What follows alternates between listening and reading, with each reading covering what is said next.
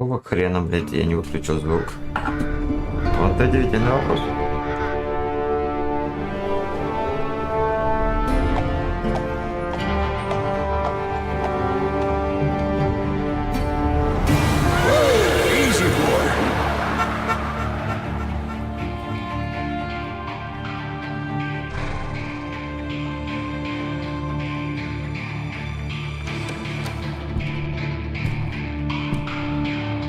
Don't I know you, sir?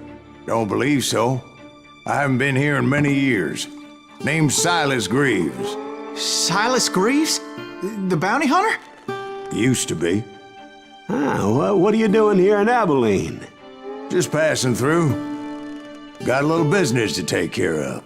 Well, sir, it would be an honor if you would allow me to buy you a beer. Hell, son, it would be my honor to drink it. I'm Molly. Howdy.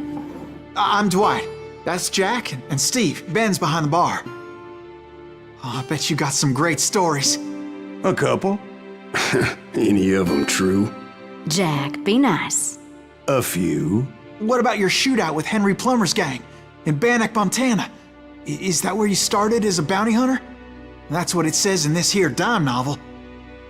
Don't believe everything you read in them dime novels, boy. First man I hunted was back when I was riding with Billy the Kid. You knew Billy the Kid? Damn right. That scrawny son of a bitch had no fear. Wouldn't back down for nobody. I heard he collected the 10 stars off any crooked lawmen who crossed him. It was a war, boy. The Lincoln County War. And Billy promised his regulators would take the life of every bastard who helped bushwhack John Tunstall. Kid had a big chip on his shoulder and a hair-trigger temper. Made him dangerous as hell.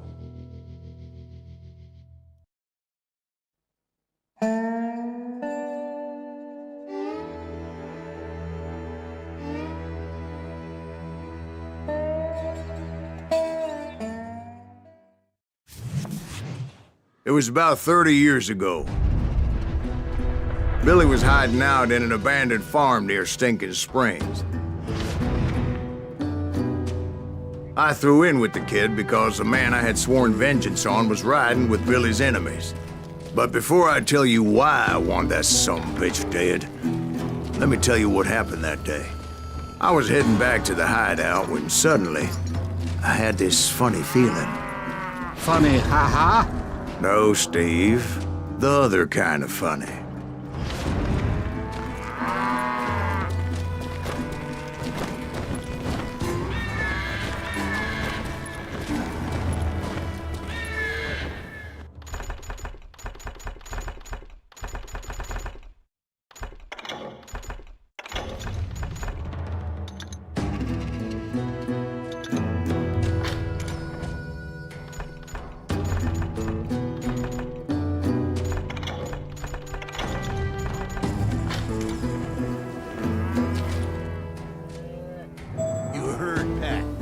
Stay here to keep an eye on the road. That's not fair. We're missing all the fun. I knew those two morons would never let me through. I had no choice. Shoot that sumbitch!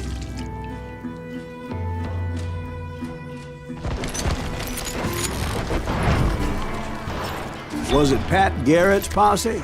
Oh, yeah. I heard the shots and I knew I had to move fast. Fire at will! Spread out, goddammit! Garrett and his army of deputies had surrounded the entire homestead. I decided to help Billy and the boys out a bit. So that's just what I did.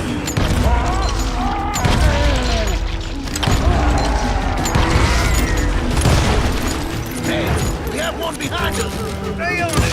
Cover fire! As the governor of New Mexico was paying for the kid's apprehension, Garrett was able to hire every gun hand in Lincoln County.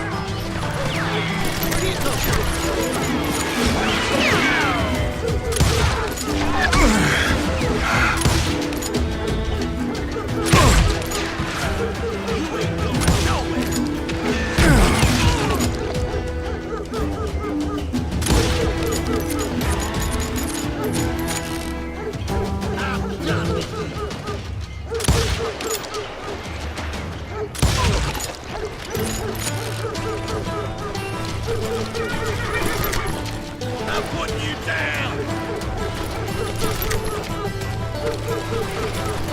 I knew that going through that front door meant putting my butt in a shooting gallery, so I decided to get sneaky.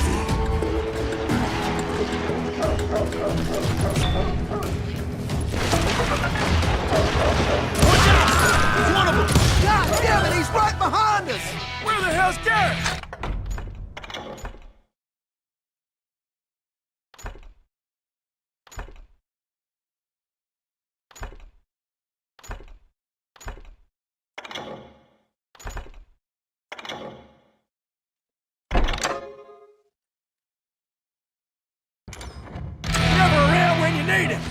Come on! Garrett's men were running around like a bunch of chickens with their heads cut off.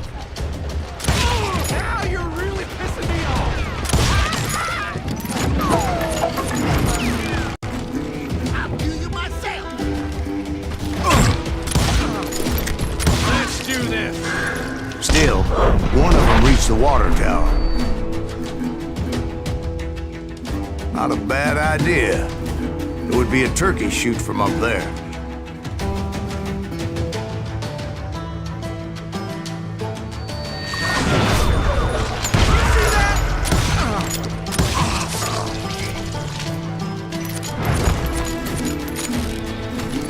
Luckily, these shooters Garrett hired weren't the sharpest tools in the shed.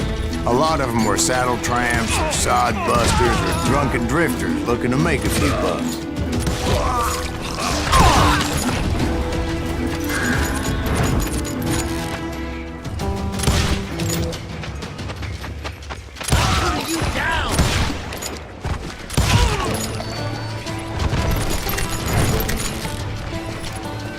Then, I heard a friendly voice yelling at me from the window.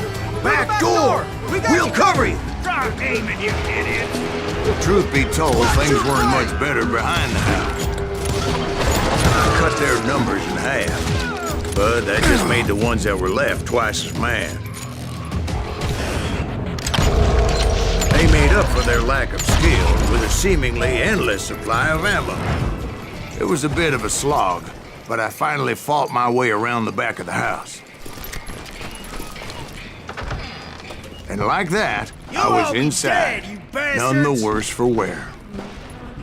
I passed Dirty Dave, and upstairs I found Billy and Charlie Better than a Bolton. rat in a trap!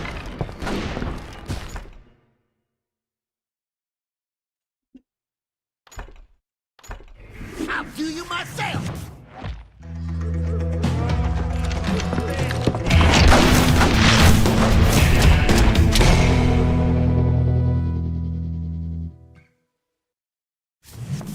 Billy looked at me and said, "About time, amigo! Grab a gun and get to the window." Wait, so you were friends with Billy the Kid? Yeah, sort of. Anyway, we were surrounded by dozens of deputized shooters who wanted to do us harm.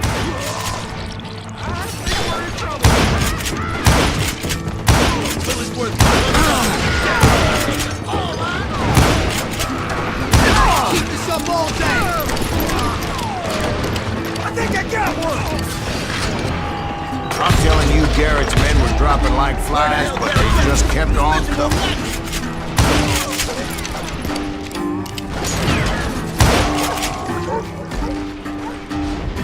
That's when Charlie got hit. "They're catching us in a crossfire," shouted Billy. "Get to the other side!" Where'd he come from?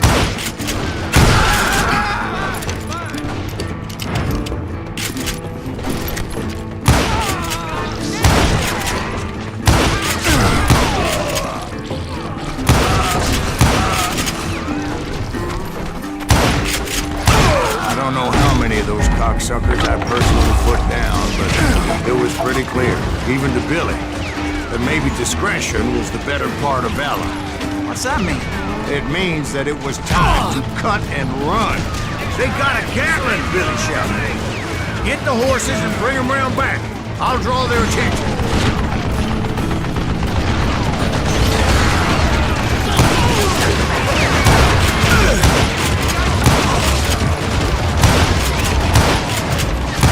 said that it was time to cut and run.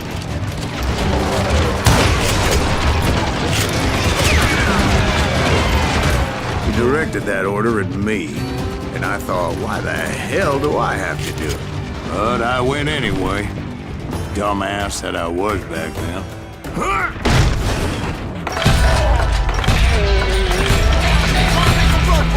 Those poor sons of bitches are done for! Many would have fled in my place. But I had that false sense of invincibility that many young men have. Like Jack here. What are you saying, old man?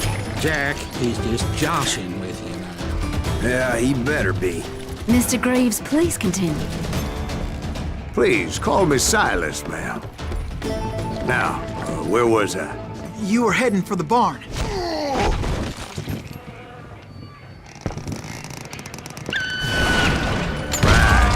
Making my way past the passel of fallen foes.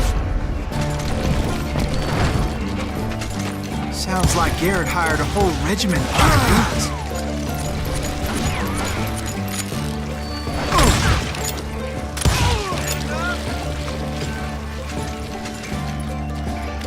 Yeah, and just when I thought I was done with them, more of these hapless bastards would pop up.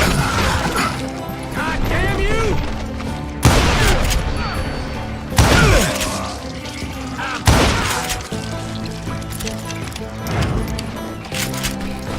Finally, I had the stables within my reach.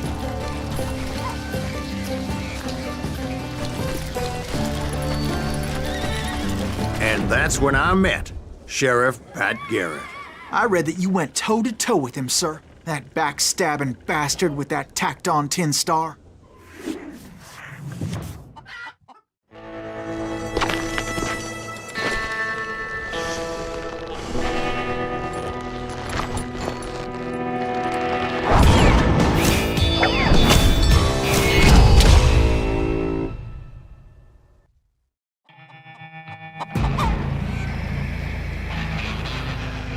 You challenged him to a showdown. You read that in a dime novel? It said he showed no fear as he took your measure with eyes like a rattlesnake.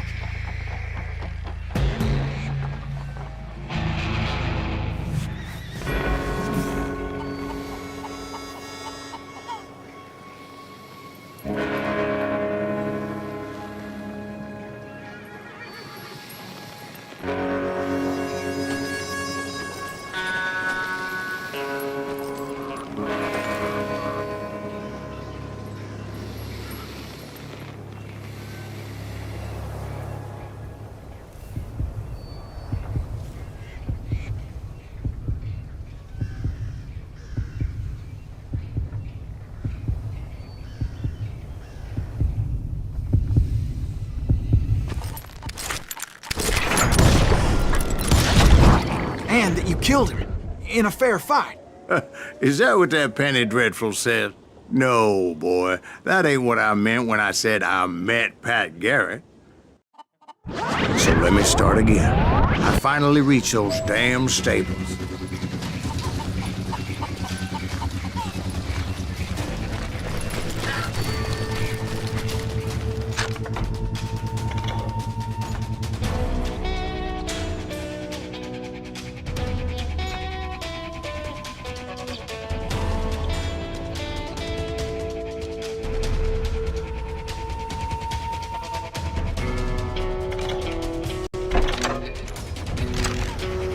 Stepped inside, and bam! Last thing I heard was Garrett's voice. That's not Billy. And go on, how did it end? And, boy, that was just the beginning.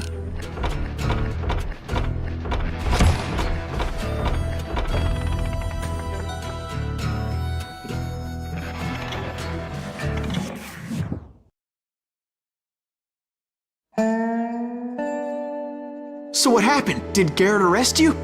Yeah, after I came to, the bastard had clocked me with his Colt.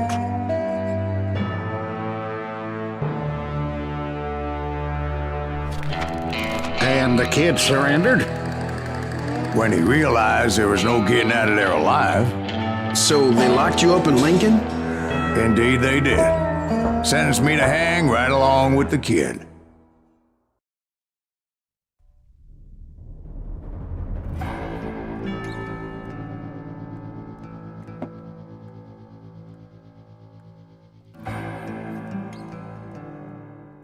It's important to know that I was only riding with Billy so I could find the bastard I was after.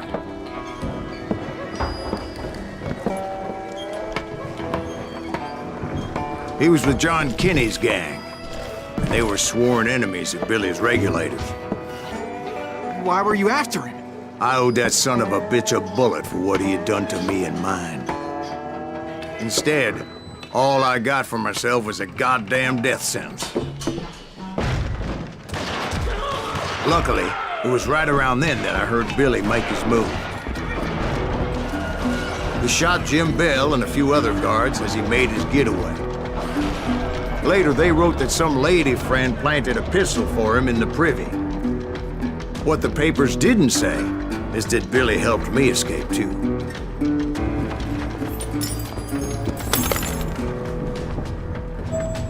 My first order of business was finding a firearm.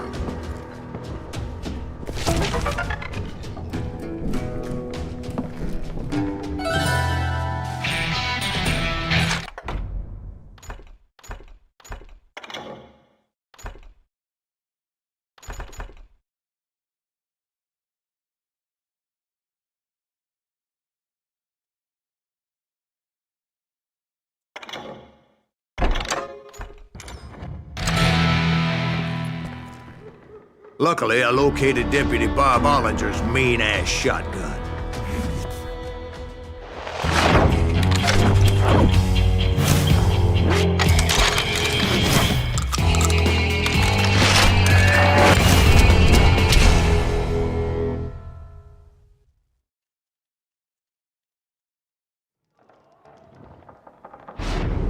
I saw Billy through the window, and he yelled that I should take to the rooftops to make my escape. So I did. Anybody see Billy? Oh! That shot Jim Bell! Hell yeah. That scattergun was like a double-barreled howitzer. It could blow a man clear off his feet. You hardly had to aim at that. The kid's escape raised a huge ruckus. Guards were everywhere looking for him. Can't let the kid get away! Oh my God! Anybody see him?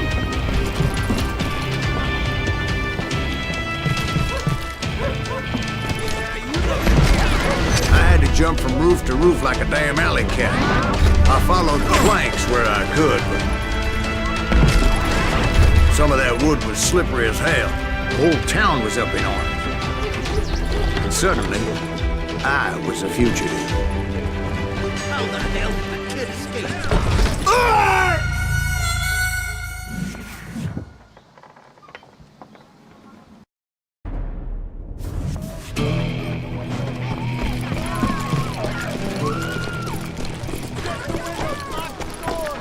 So that bastard you were after, what did he do?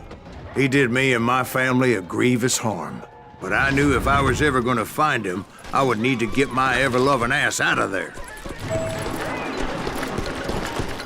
I tried to be stealthy and sneak my way past. Barry, get you! This town doesn't have a moment's peace. You! But hell, if they weren't all waiting for me. Apparently, some of them thought I was Billy.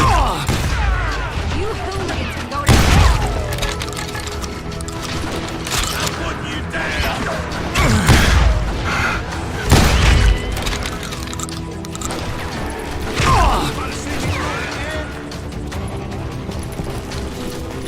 Hey! I'll play! See, me and the kid shared a certain similarity in build and coloring. I was just glad I had Deputy Bob's mean-ass shotgun.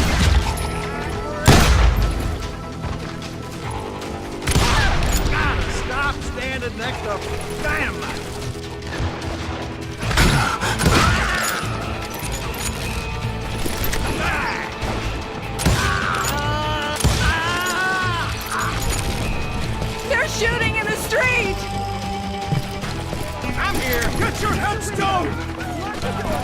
children here. We're gonna be in deep So much lead was whizzing by my head, it was like everyone in Lincoln wanted to put me in the ground. I knew I needed to find a horse. Though I never did have a great fondness for four-legged grass eaters. Smelly, sweaty, ungrateful beasts. We prize them too high, if you ask me.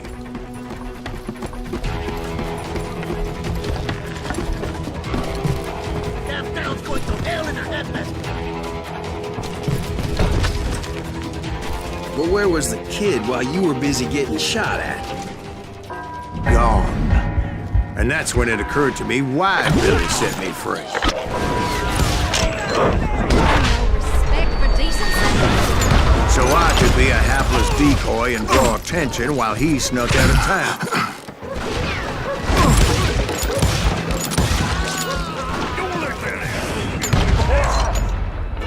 I knew if I made it out of there in one piece, no one would put a price on my head. Because everybody in Lincoln would be dead? No, because they all thought I was Billy, and all that blame would fall on him. Meanwhile, Deputy Bob Ollinger was organizing a posse to put me down. He was already a mean son of a bitch, but he was doubly pissed that I stole his mean-ass shotgun. Anyway, it was me or them, and the only way forward led me straight to perdition. But the cards were dealt, and I had no choice but to play them.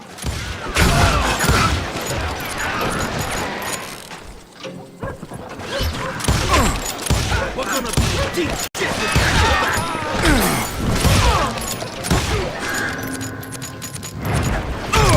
Okay, now you're really pissing me off.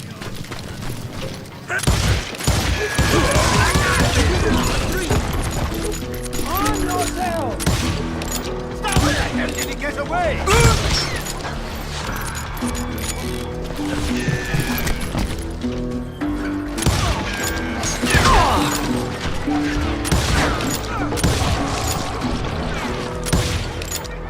Somebody kill him!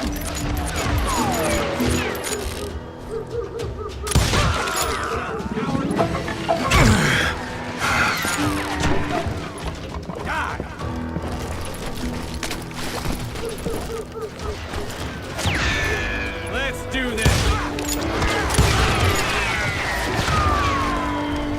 Don't let him get away!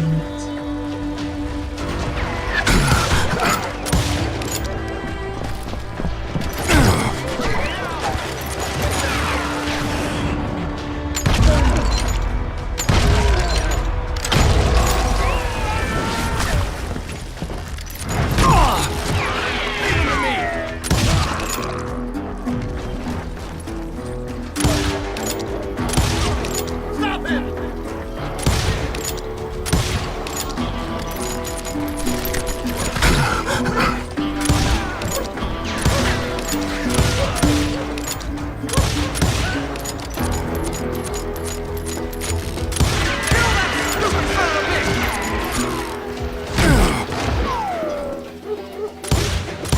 Can't hide forever!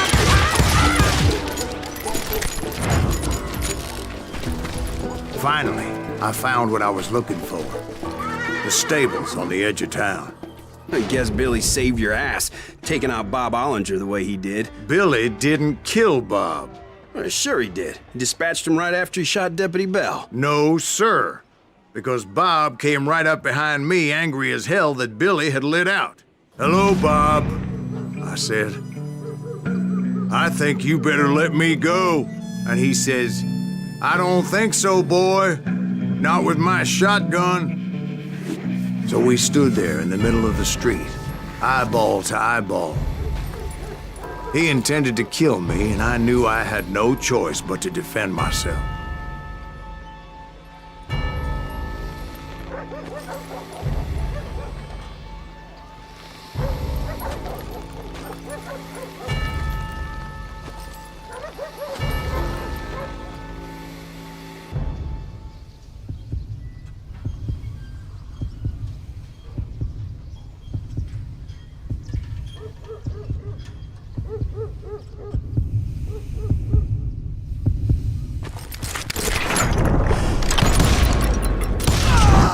I killed him in a fair fight.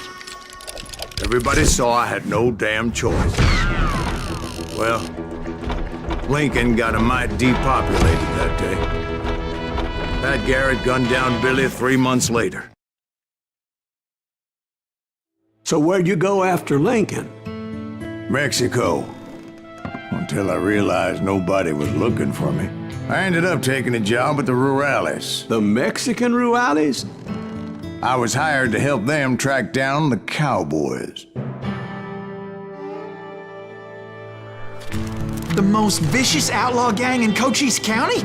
Curly Bill Brocious? Johnny Ringo? Led by old man Clanton himself. They must have paid you a pretty penny to take them hombres on. Not really.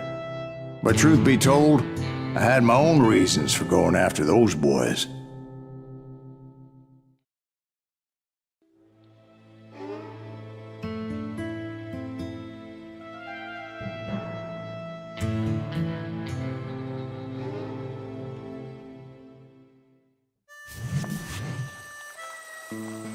So was the bastard you were after now riding with the cowboys?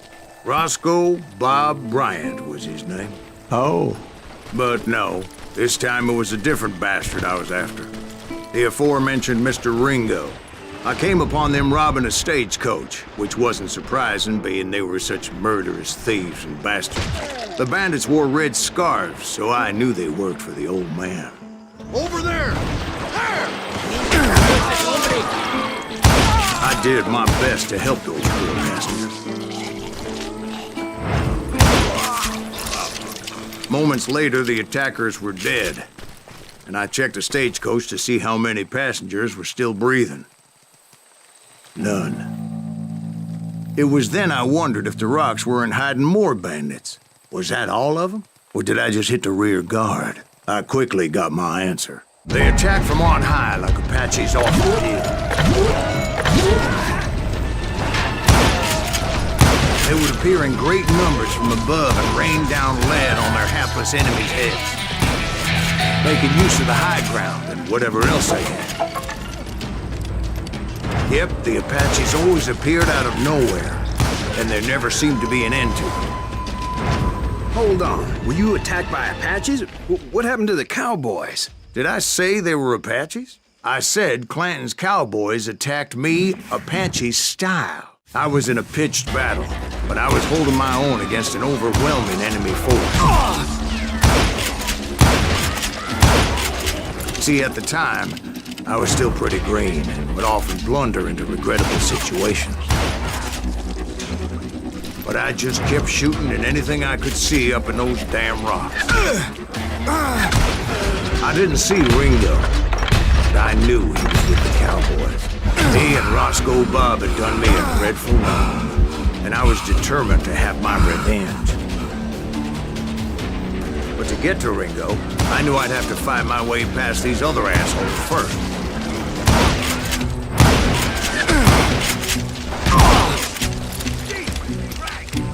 Unfortunately, I was running out of ammo.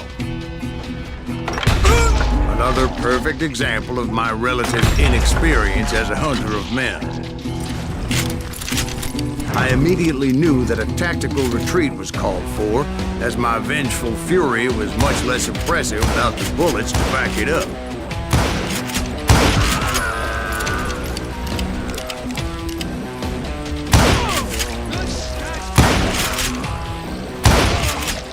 Finally, they managed to corner me. Trapped as I was, the odds of my survival seemed pretty slim.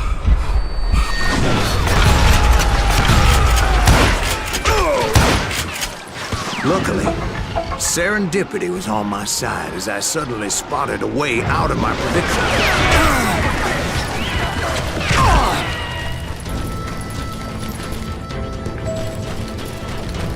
I ran ahead as if the devil himself was after me. Bullets were whizzing by my ears, but I wasn't about to roll over and die. I just kept running like there was no tomorrow. Because there wouldn't be if Clanton and his men caught up with me. As I was scurrying around those caves, I thought, what was I thinking, going up against a gang like this?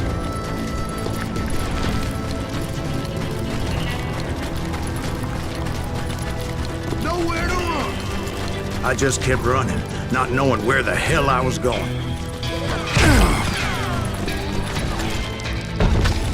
And that's when something miraculous happened. Like manna from heaven, I found the desiccated remains of what looked like an Apache warrior. The old weapon next to him supplied me with some much-needed ammunition.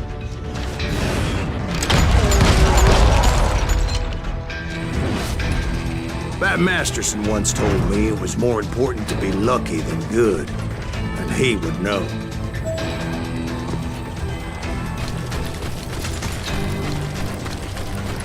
And imagine my surprise when I found a fistful of dynamite to go along with that ammo.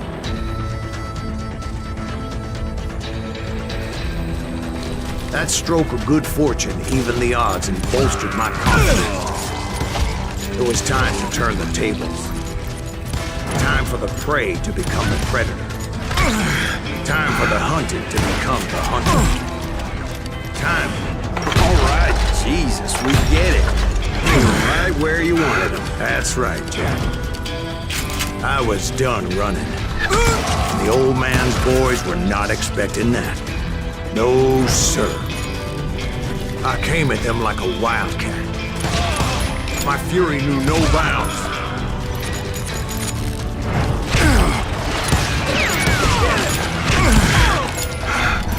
It was finally time for that old man to pay for his sins. What are you, yellow?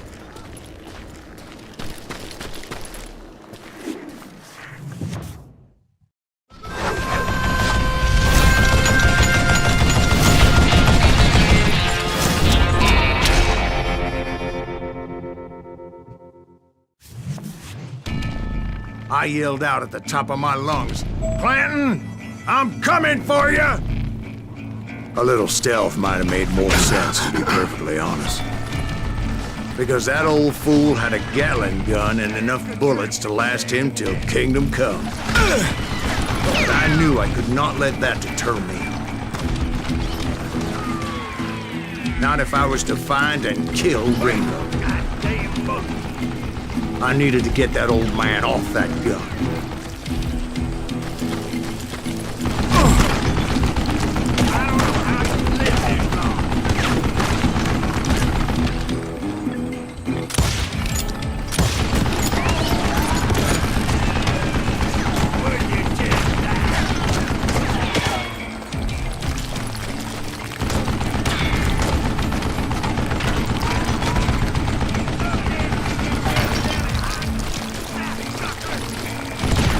Most everyone thought it was the Ruales who had come up against him in Guadalupe Canyon, but it was just me.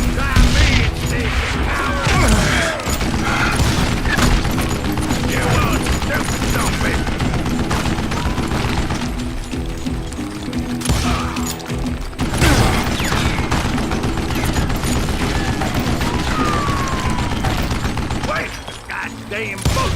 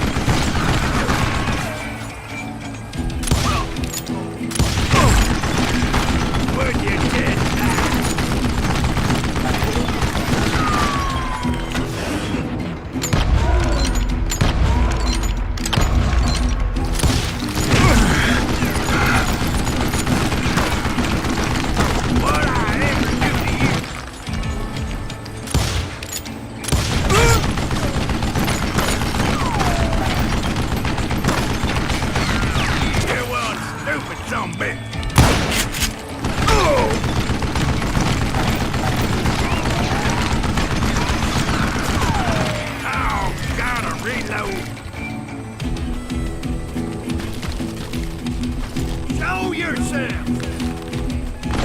Wait! Goddamn boat!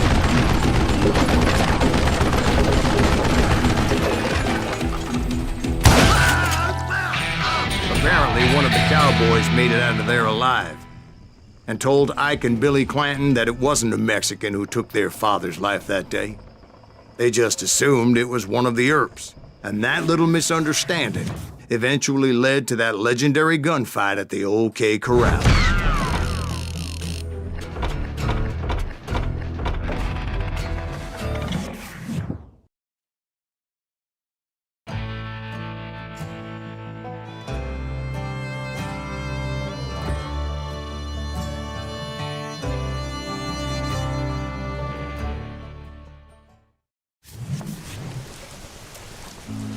A few weeks after that dust-up at the OK Corral, I was still after Johnny Ringo.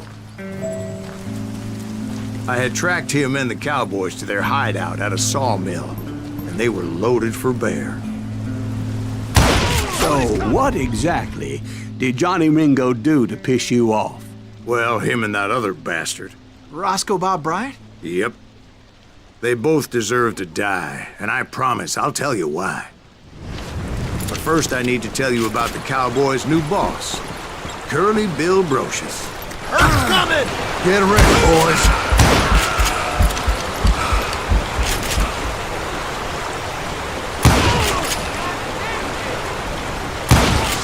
Curly Bill took charge of the Cowboys upon the old man's demise, and after that gunfight at the OK Corral, the Clantons wanted revenge. So they murdered Morgan Earp and grievously wounded his older brother, Virgil.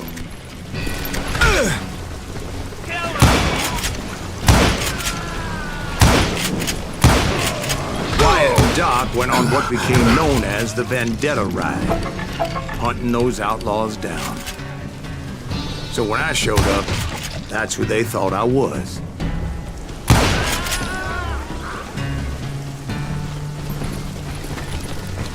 I'm sick of dealing with you.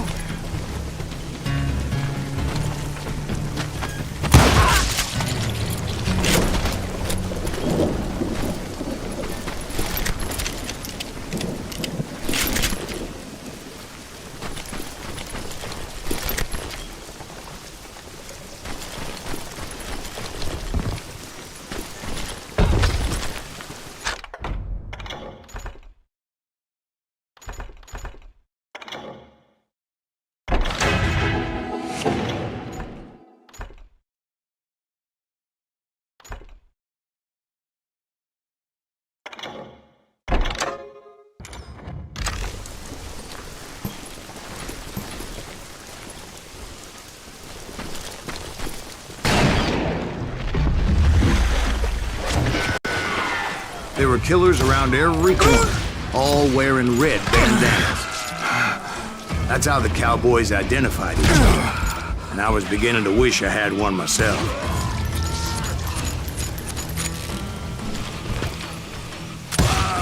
But I wasn't about to let Ringo walk away unscathed, and that's what moved me forward.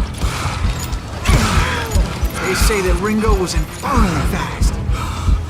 I hardly saw anyone faster, boy. Certainly not Wyatt Earp. That man was all hat and no cap.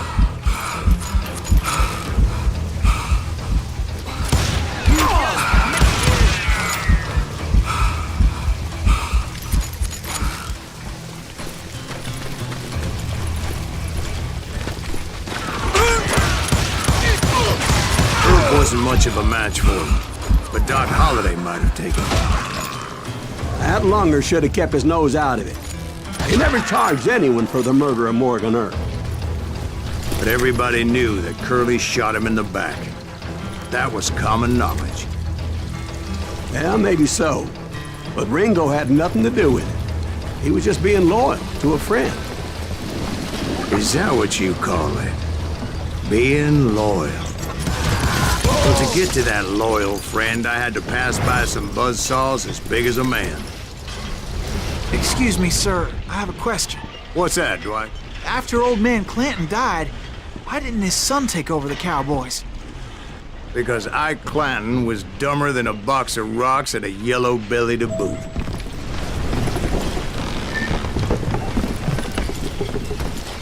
Now, where was I? Taking down the entire cowboy gang single-handed. Indeed I was, Jack.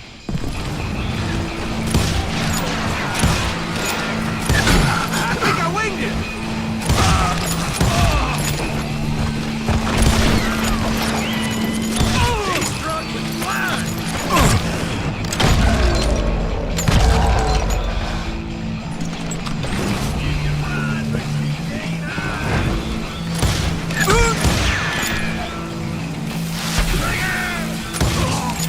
wasn't easy, as those boys had good cover.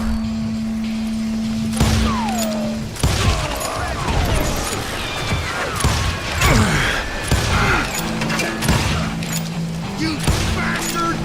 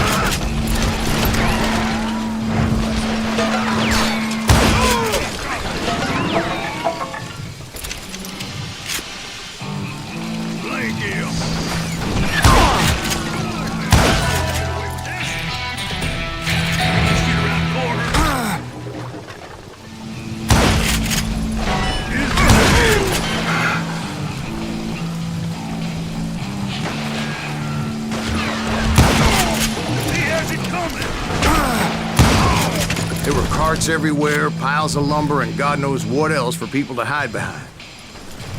That really was one hell of a sawmill. Quite an impressive operation.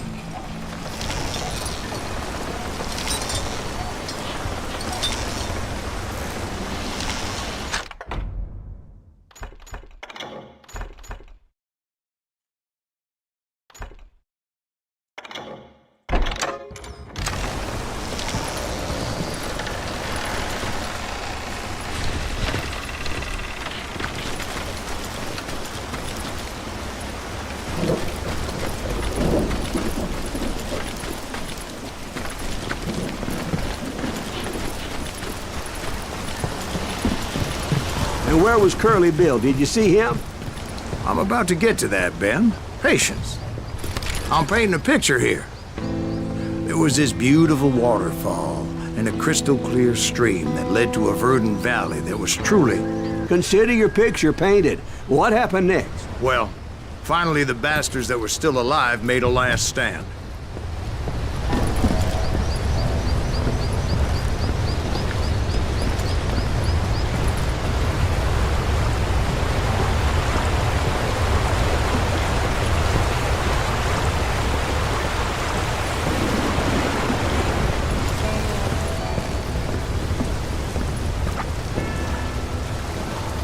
Curly Bill, Johnny Ringo, and his compadres took off into the lumber yard, and I followed after.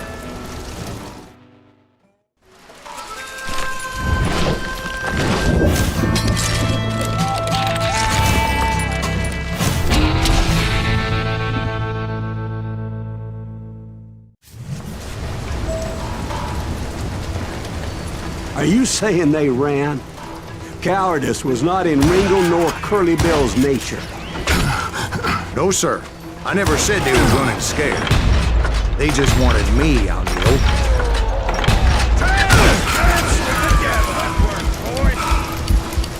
You working for Wyatt Earp?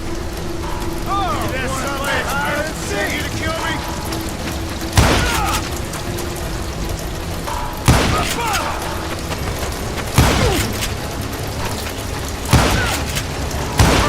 You asshole! Shit!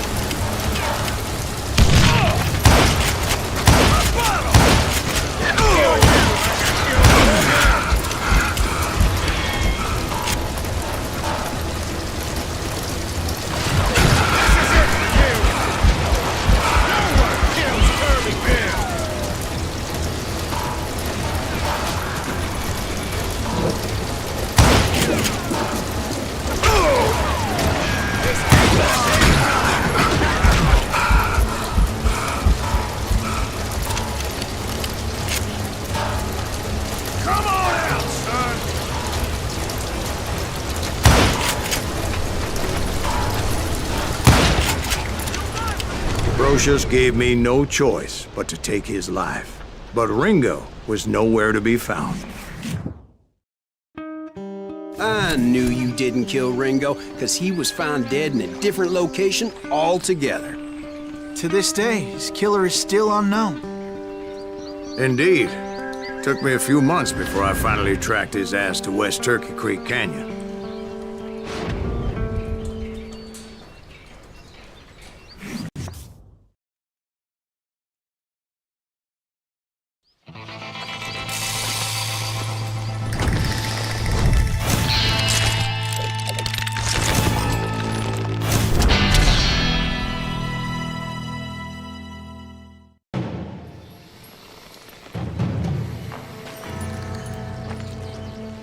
That's incredible, sir. I always thought that Doc Holliday was the one that killed him.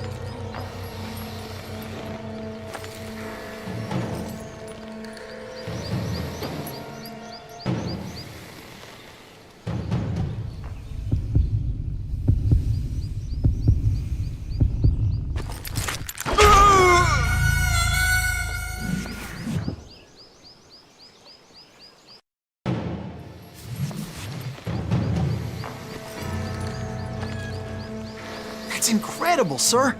I always thought that Doc Holliday was the one that killed him.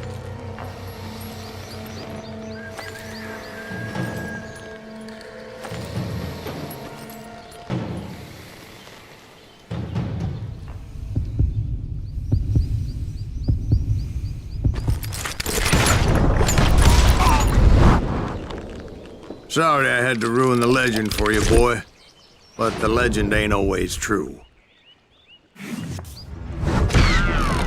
Doc Holliday had nothing to do with the death of Johnny Ringo.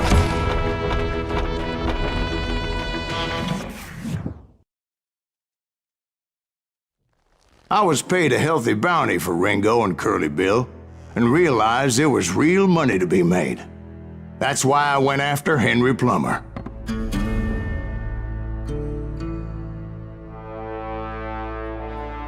Now, wasn't he the sheriff who augmented his income by shaking down miners and robbing gold shipments? That's the one.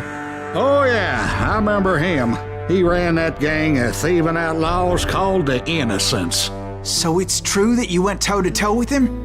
Indeed I did, son. Indeed I did.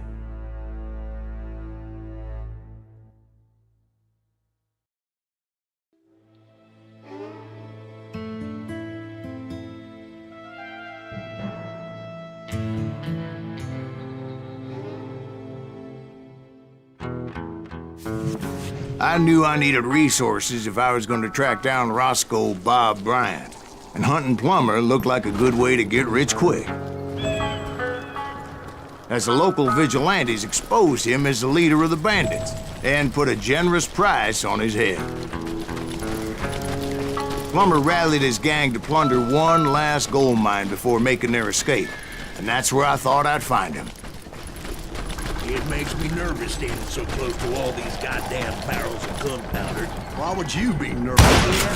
My late father pointed out to me more than once. God made men, but Samuel Colt made them equal.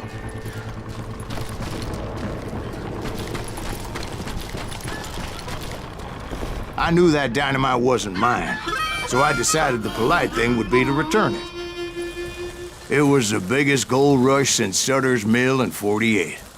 Unfortunately, prospectors weren't the only ones drawn to those riches.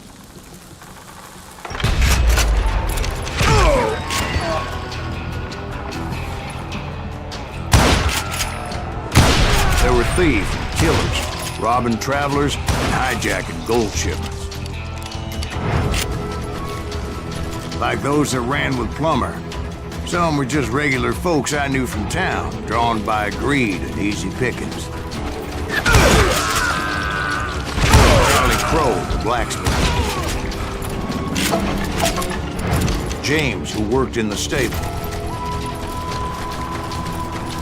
Sam and Jeremiah Barber, the butcher's sons.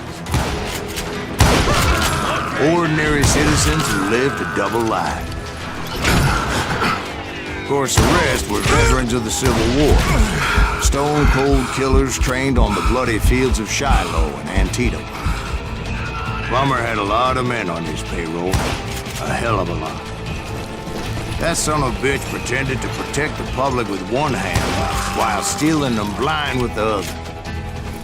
He set up a defensive perimeter which I had no idea how to break.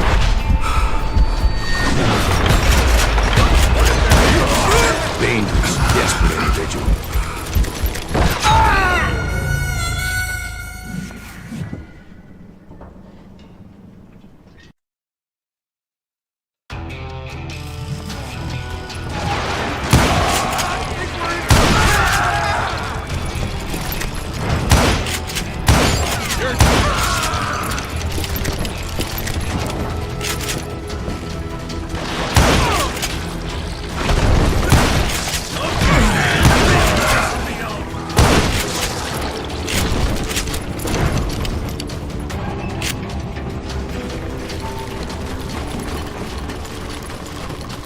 I thought I was some kind of hero.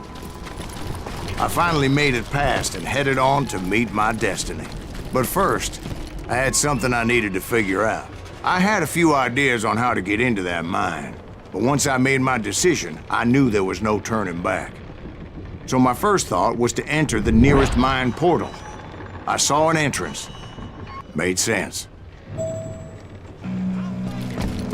It was the quickest way in, but that also made it more dangerous, as there would undoubtedly be enemy pickets posted along the way. Besides, once you enter a mine like that, it's easy to get all turned around.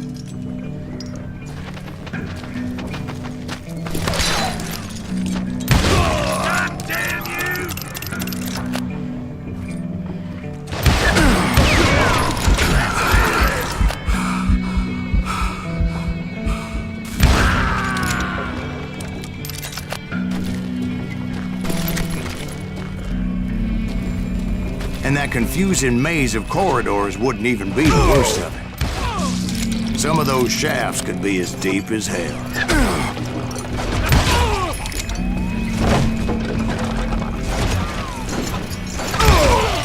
A single stumble or misstep can easily end in a deadly plunge to oblivion. You're dead. Can't hide forever.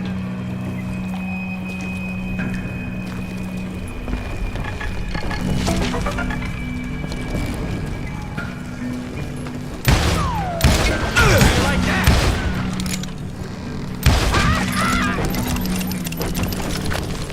Quick reflexes often make up for a lack of common sense.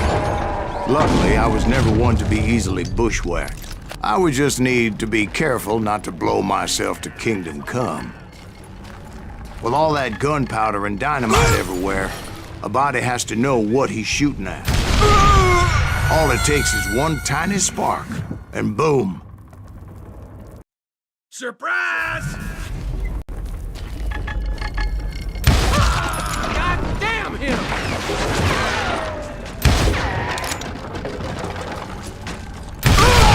As a boy, I always loved the 4th of July. There he is!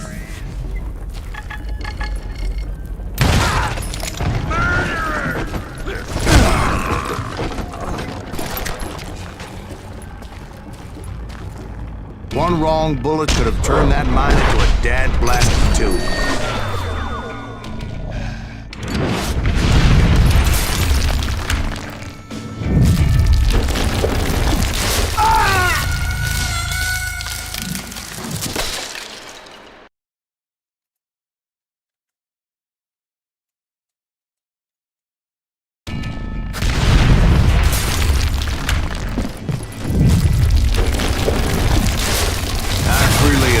My plan of attack was not just honest, but clearly in sight.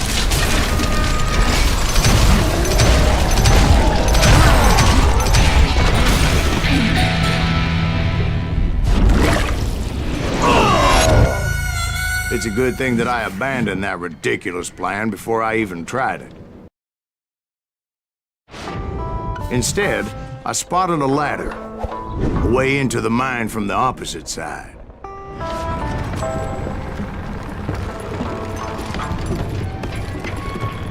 It was a long way around, but that approach seemed more sensible at the time. Of course, being I had a problem with heights, that scaffolding scared the bejesus out of me. Climbing down that ladder required some caution, because even though I had a younger man's reflexes, no man can dodge a damn bullet while climbing down a rickety ladder. I needed to make a leap of faith, which ain't easy when you're suspended between heaven and hell.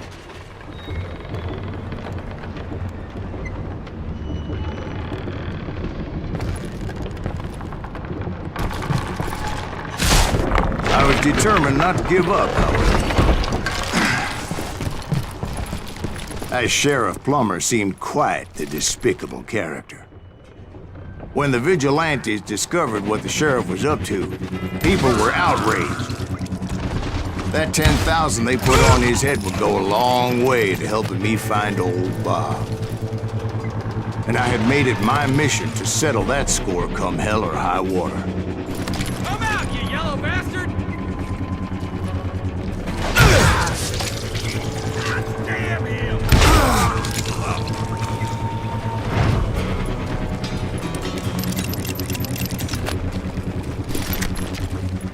But first, I would have to make a choice. Take the elevator or climb the ladder.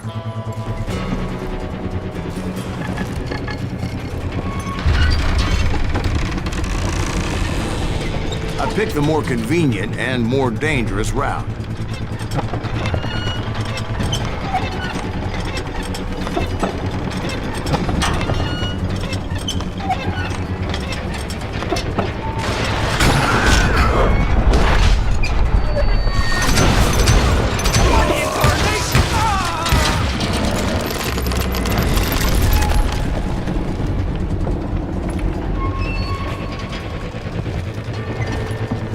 Plummer was a mad dog killer, and the people of Nevada City deserved better. Nevada City? Well, I thought Plummer met his maker in Bannock, Montana. Right, well, he was the sheriff of both places at one time or another, but that's neither here nor there. The point was, taking him down would save a lot of lives, including my own.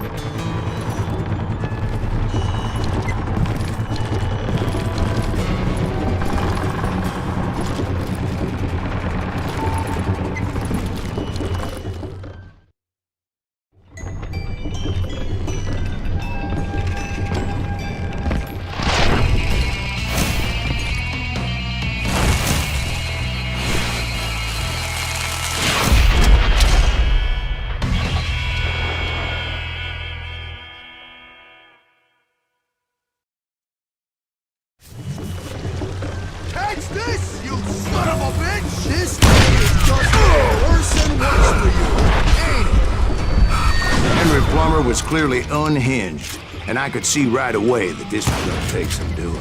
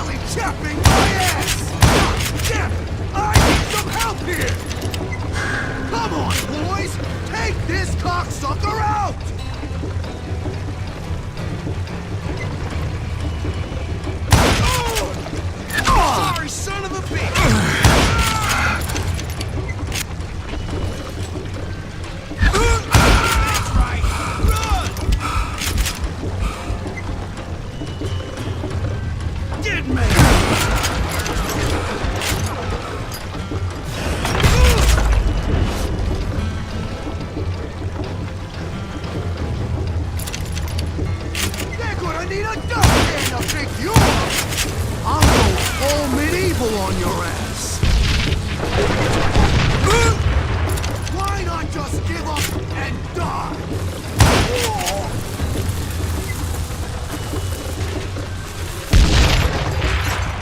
Get out here! so cool!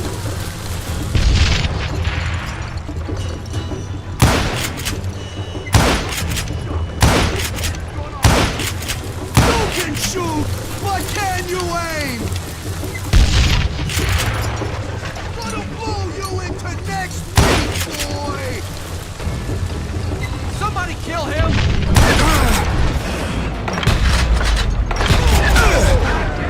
So that's how Henry Plummer died. Him and his crew were worth their weight in gold. And now, I was officially a bounty hunter.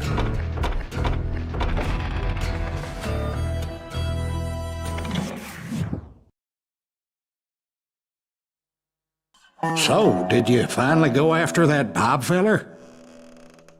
Well, I heard word he was in Kansas with John Wesley Hardin. So that's where I went. Where in Kansas? Abilene. Why do you ask, Ben? No reason.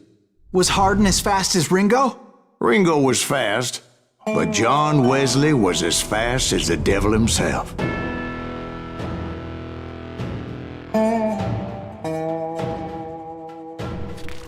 Hell, he killed his first man at 15. From that day forward, he had a price on his head and wouldn't back down for nobody, not even Wild Bill Hickok himself.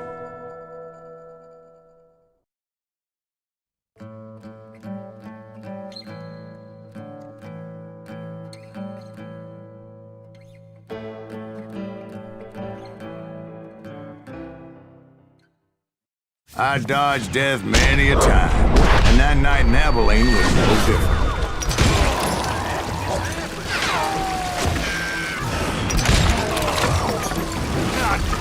I was there with the intention of finding that bastard Bob and collecting the bounty on John Wesley.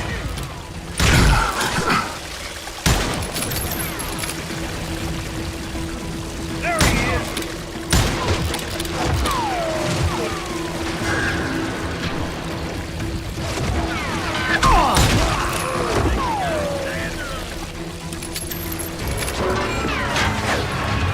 Can't get a good shot at him.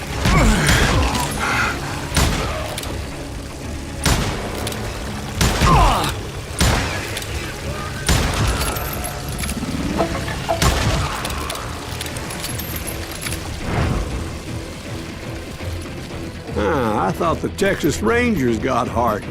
Yeah, that's what they want you to believe. It was cold in a witch's tit and a brass bra that night as I fought my way past his loyal compadres to the very same saloon we're sitting in today. Look around and imagine this place painted in blood. Hardin was waiting for me, and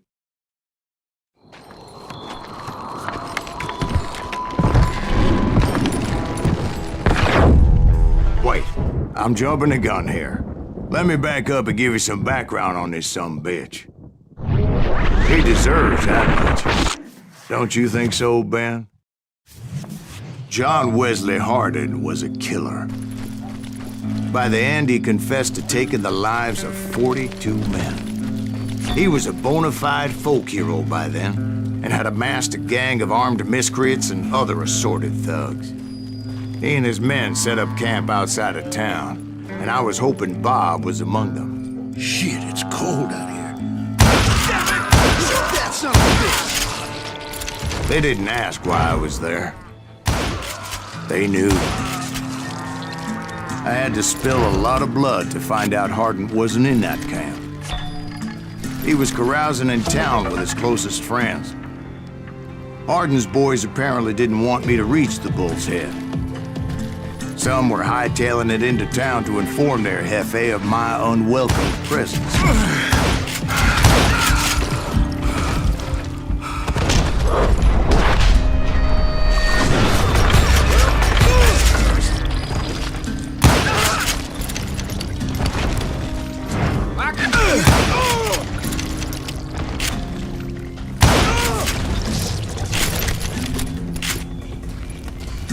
Tell Hardin someone's coming for him. Stop that sumbitch! Let the boys know we got another law dog.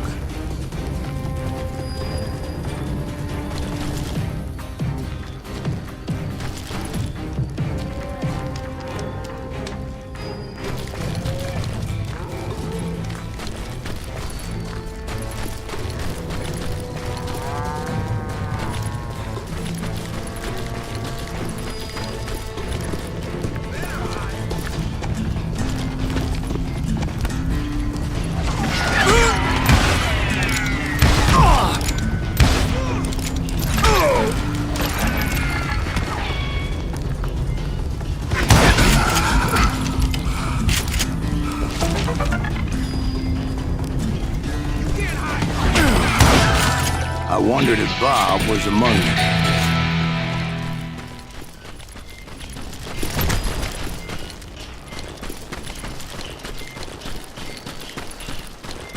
And I steeled myself for the fight ahead.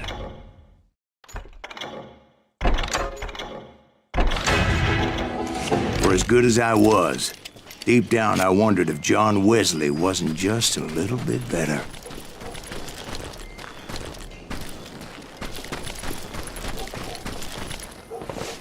Before I could test my mettle against Hardin, however, I would first need to dispatch his cadre of hired killers.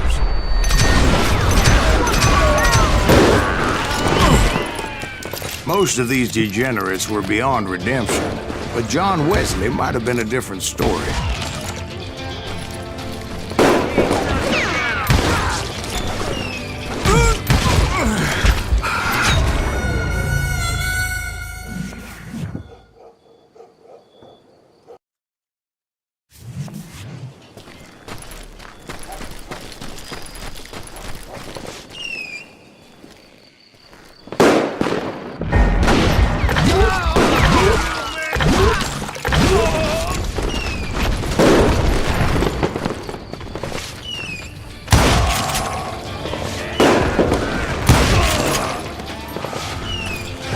I didn't learn until later that that night was in fact his birthday celebration.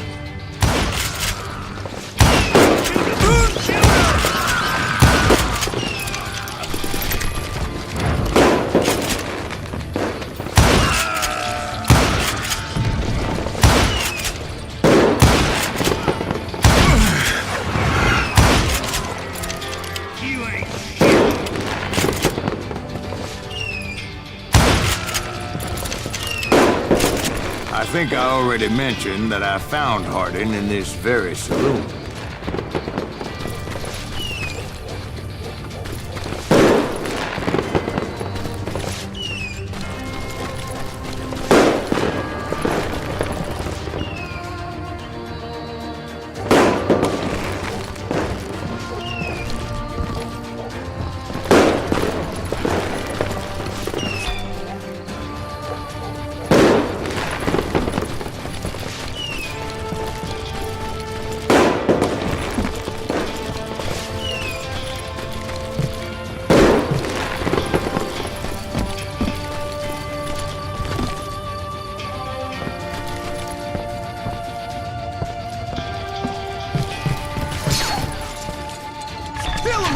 Suffice it to say, nobody there was happy to see me.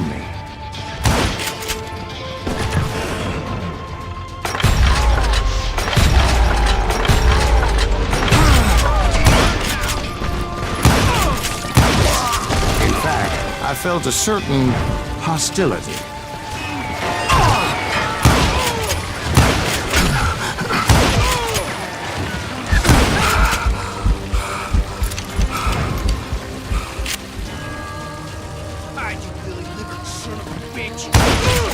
I was disappointed that neither Bob nor John Wesley were among the dead. But that was short-lived, as a moment later I was facing down the fastest gun in the West.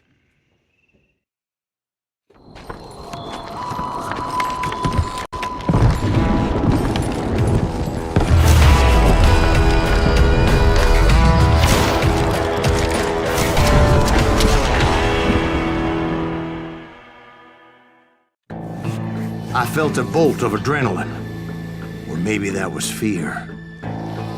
He was well known for his tricks, and I knew I'd need my own if I was ever to defeat him.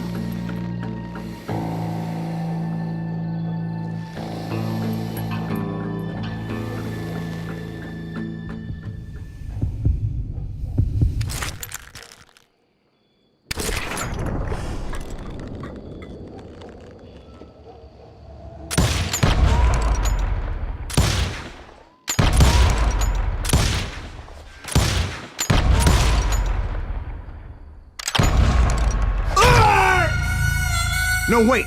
He didn't hit me then. I'm sure of it.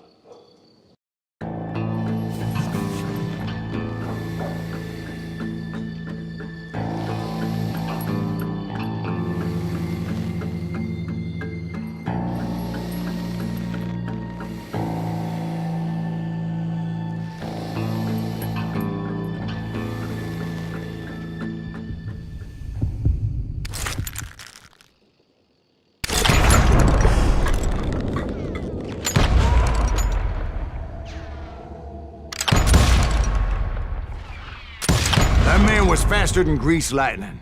But being inebriated as he was, he didn't count his shots. And now, he was at my mercy. So he didn't die? No, I sent him to prison.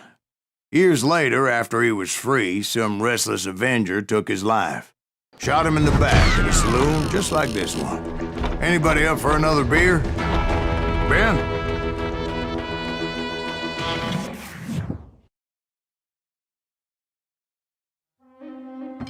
Thank you, darling. Yeah, some say revenge is a dish best served cold. So whatever happened to that Bob guy you were after? Personally, I'd like to hear some of your other adventures. Like, I don't know, did you ever go toe-to-toe with a red man?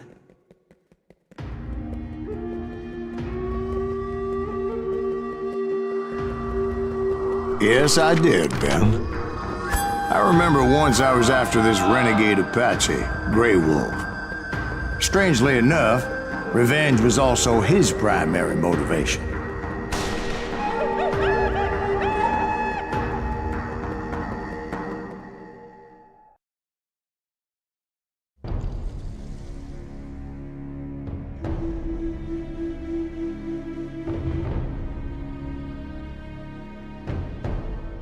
A bounty was put on Grey Wolf's head, and that's how I came to hunt him in the mountains. Mountains so high they tickled the nether regions of heaven.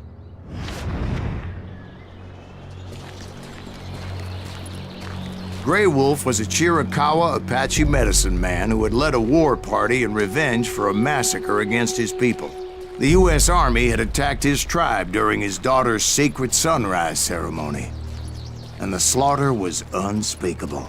I understood his anger, as there's nothing more traumatic than seeing those you love die in a cruel and painful death. Right from the beginning, I couldn't shake the feeling that Grey Wolf was watching my every move. He led a band of young Apache warriors who wanted retribution and were more than willing to die for him.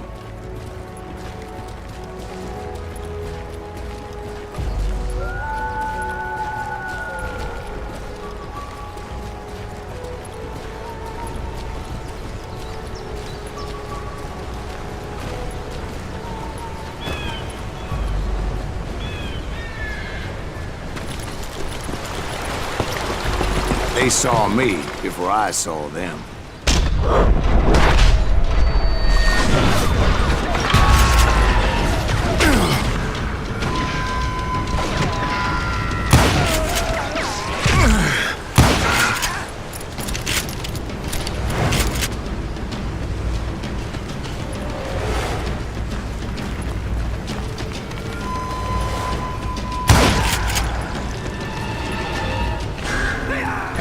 My mind that maybe this wasn't such a good idea.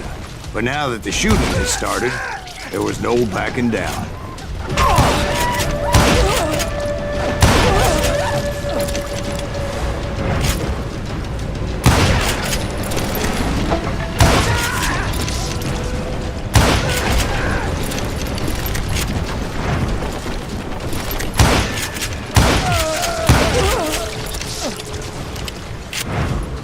It was rugged country, the winter home of the Chiricahuas, and that's why they had retreated there.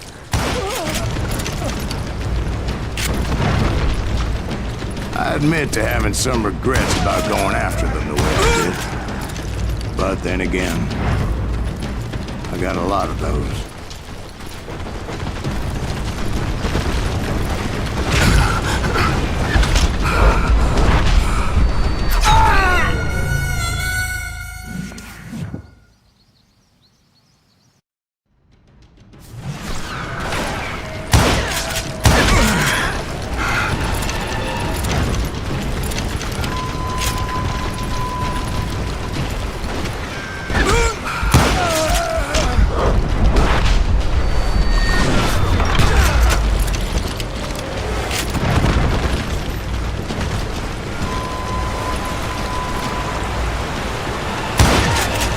Did you find Grey Wolf? Not at that moment, but I did find the entrance to their hideout.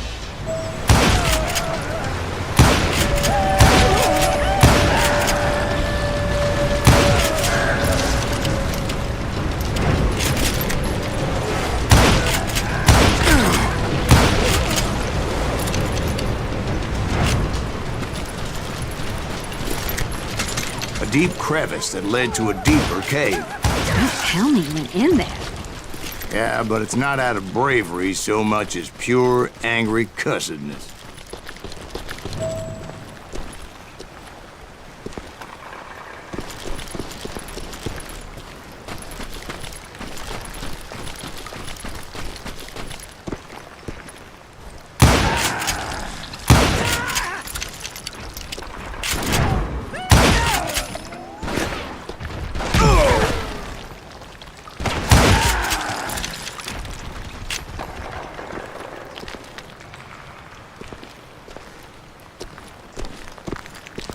See, back then, I had a stubborn streak a mile wide, and I wasn't about to back down. So it was like pitch black in there? Actually, it was pretty well lit. They had torches on the wall.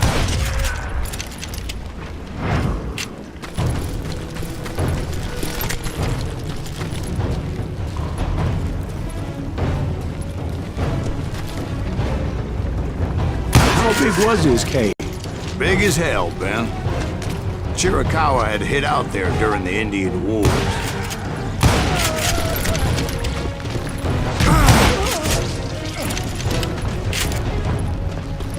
They thought it was haunted with the ghosts of those murdered by the horse soldiers. The cave was haunted with dead Indian ghosts? To be honest, I was more concerned with the live ones than the dead ones.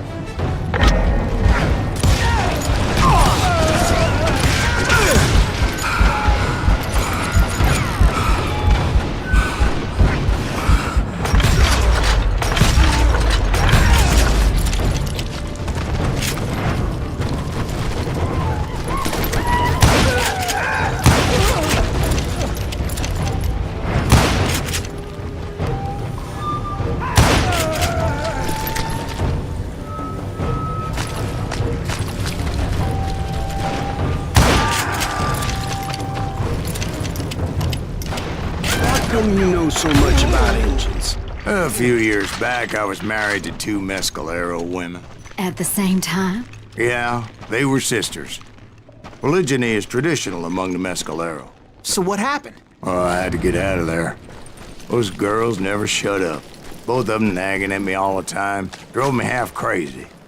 Haven't seen them since. No, I mean, what happened with Grey Wolf?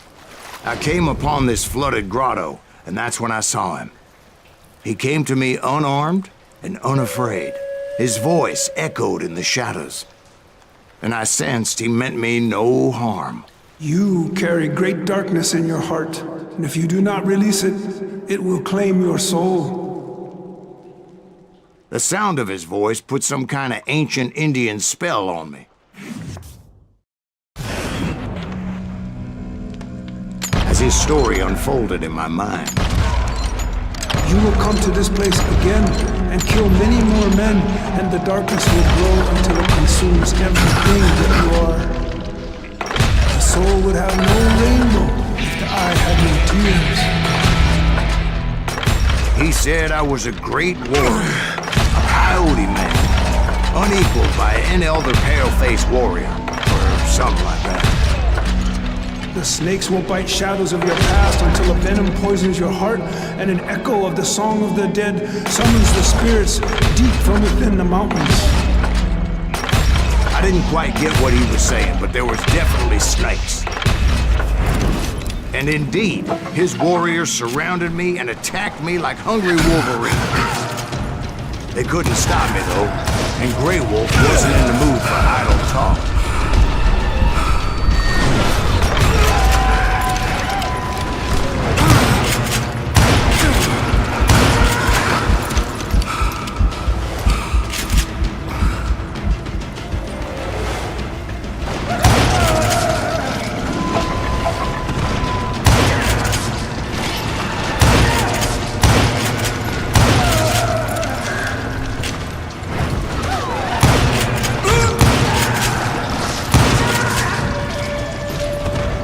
I swear I couldn't see any way out of this trap. But suddenly, one just appeared. Kind of like a miracle.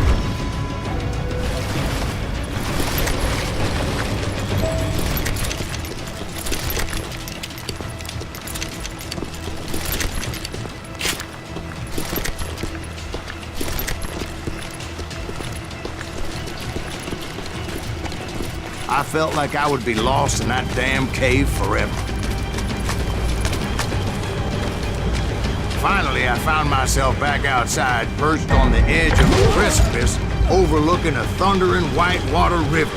To get where I was going required several leaps of faith, but no way in hell I was turning back. I chased after him, determined to make him explain the meaning of all that mumbo-jumbo. Mumbo-jumbo's right. Are you making this all up as you go? A few details may be fuzzy, brother, but I am relating exactly what happened to me. There were dozens of Apache warriors aiming at me from on high. Dozens? Well, maybe not dozens, but there was a lot of them. At least 3 or 4. Well, more than that, little lady.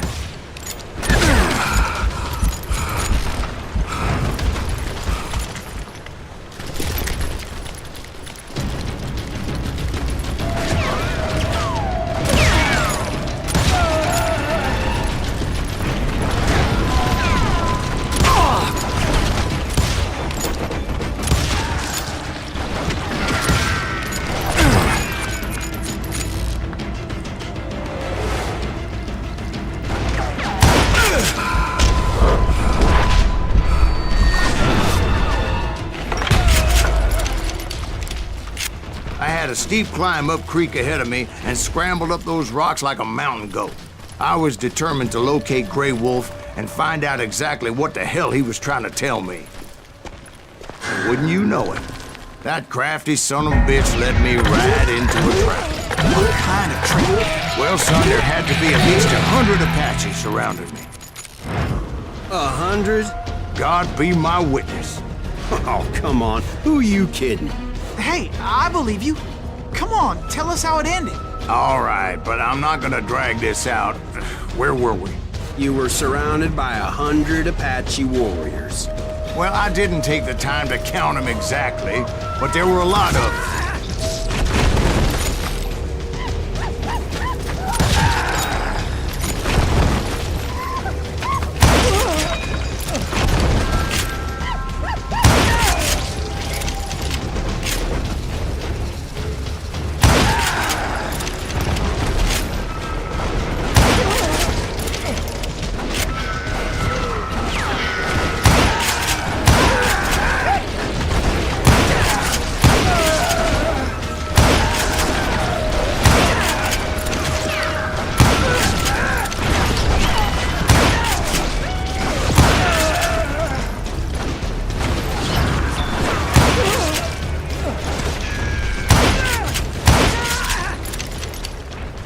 And in the end, a path appeared before me that I had not seen before. I followed it as I desperately needed to find out what Grey Wolf was trying to tell me. But it was like that son of a bitch disappeared into thin air.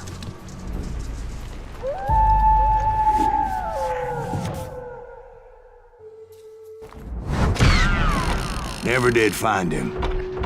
And never did collect my goddamn bounty.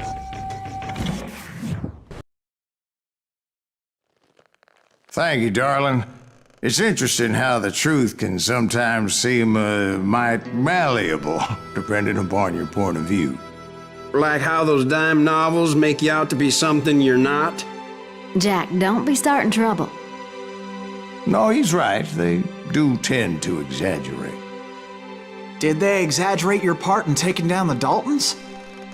Well, I was there in the flesh, boy, so I saw what happened firsthand.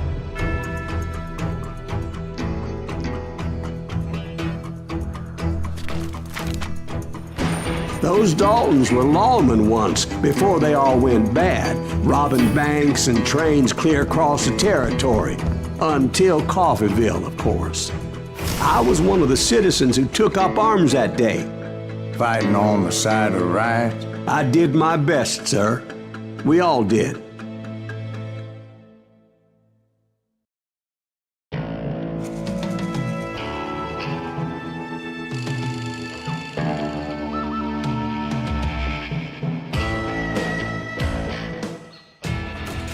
It was early morning.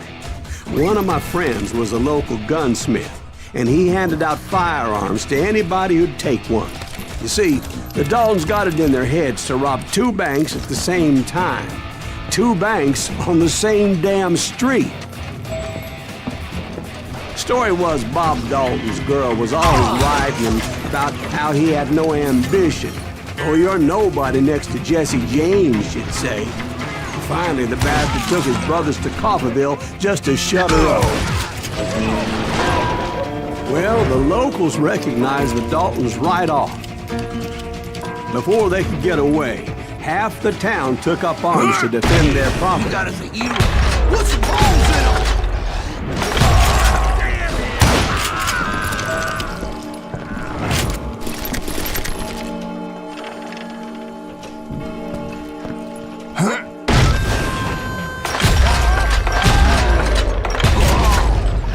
The brothers paid dearly for their stupidity, but everybody knows they had it coming. There's more to it than that. I read all about that day, so I know for a fact that it went down very differently.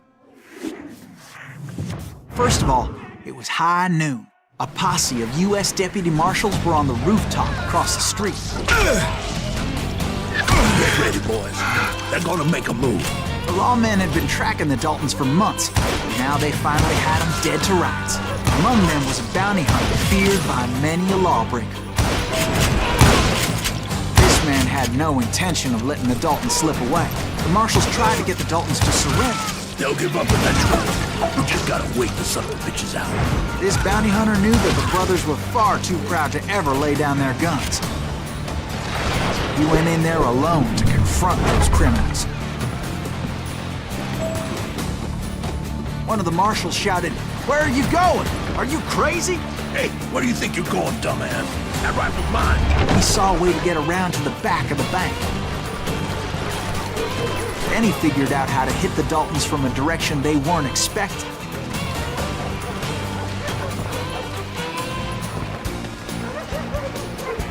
From above. Fortunately, a water tower was right there. A moment later, he was climbing up a steep ladder, laughing at danger as he did.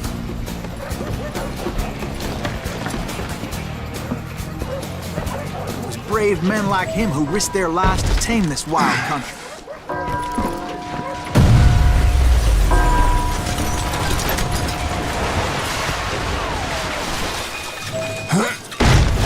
We've got company!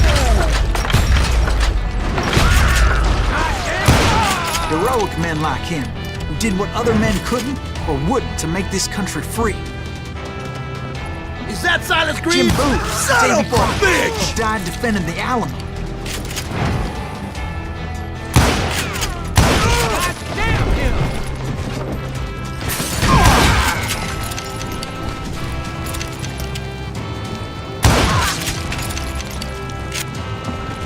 You can't hide from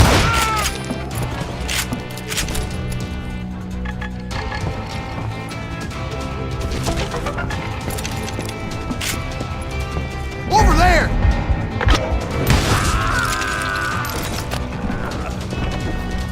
That's Silas Green!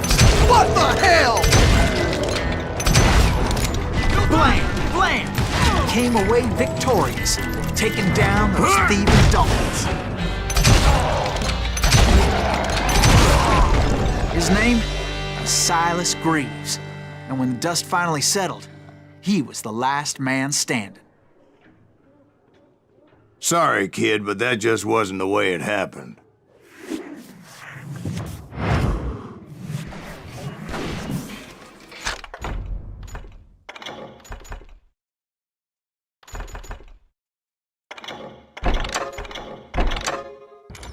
It was early evening, not high noon.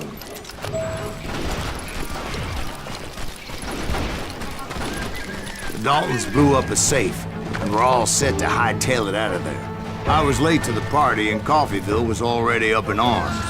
Those pathetic deputies surrounding the bank were dropping like flies.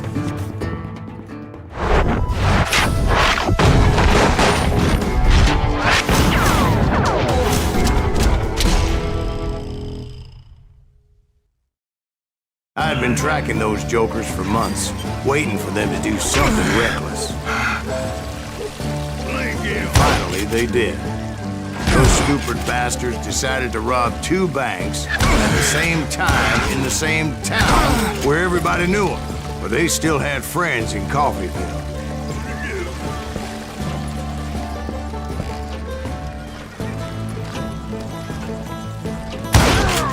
Oh, now what?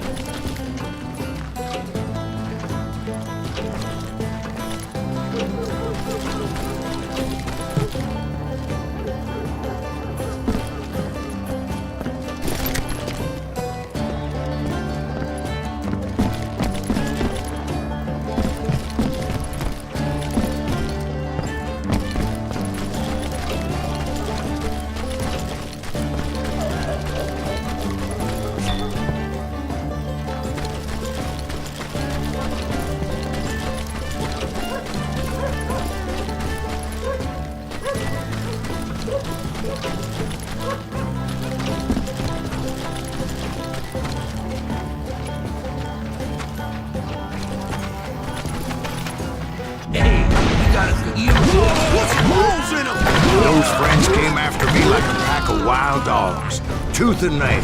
They were coming at me from all directions. I caught sight of the Daltons running with the money and didn't want to lose them. Problem was, they knew the town better than I did. And to top it off, I found myself in the middle of another shootout entirely. Did the Daltons pull up in somebody's house? No, it was the Smiths, I believe. They were cousins of the Daltons. And they were shooting at the Browns, who were shooting at the Daltons. Which wasn't any surprise, because those 2 families have been feuding forever. And since the Joneses are related to the Browns, they shot at the Smiths, pissing off the Heimhoffers, whose daughter recently married a Smith. Well, bullets were flying every which way as all the old feuds in Kansas caught fire all at once. There was a hell of a lot of pissed off people in Coffeeville that day. But that's just the way life is sometimes. Shit happens.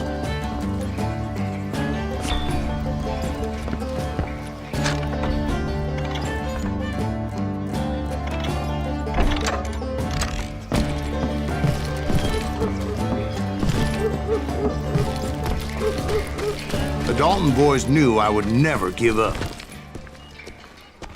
Those Daltons weren't the sharpest knives in the drawer, but they always stood together. They set a trap to slow me down and allow at least 2 of them to escape. The 3rd brother stayed behind to plant me, just in case that trap of theirs didn't work.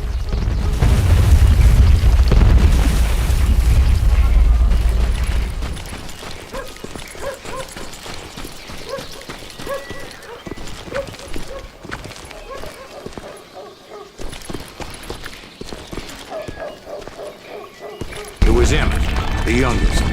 And he decided to stand his ground and face me down. I ain't afraid of you, Silas Reeves. This is where it ends for you. He was determined to protect his brothers. I understood how he felt. Taking me on all by his lonesome wasn't exactly a recipe for a long life. I'll blow your damn head clean off!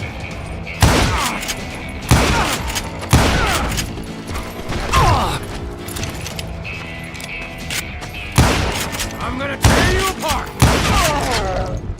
But Emmett Dalton survived the robbery in Coffeeville. He's the only Dalton who did.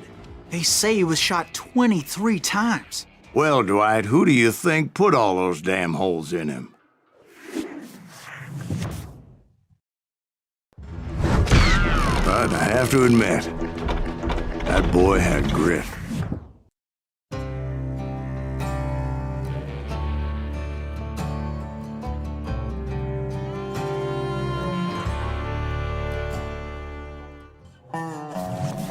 We'll get those suckers! It took me a couple of days to track the Daltons down. They can't get away with this! And in that time, a whole posse of local vigilantes offered to lend a hand. We'll track him to the ends of the earth. They seemed as determined as me to find those outlaws.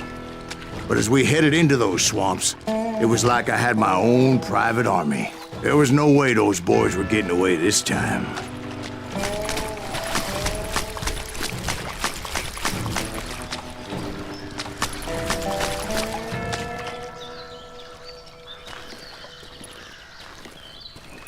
It was early fall, right? Beautiful time of year. At least you had the weather on your side. Not by my recollection. It was damp and foggy as hell. It was tough to stay on a true course, so we kept an eye out for landmarks.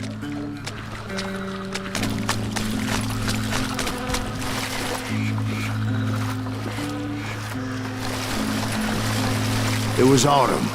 The maple trees were in full color, red as blood.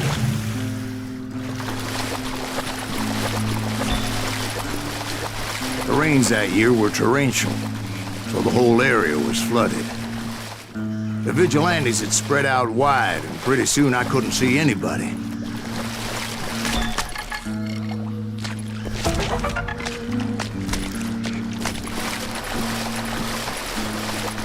Bury them in the snow. Plant them where they stand. Except for some bitches ahead of me wanted to do me harm, so I had to face them alone.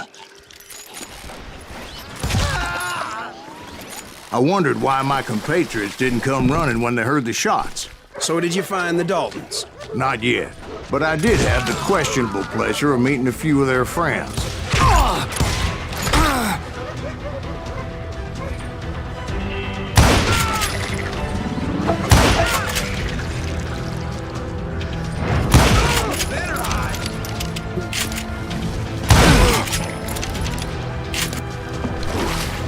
The boys had established quite a reputation by that time, so they attracted all manner of riffraff to their cause.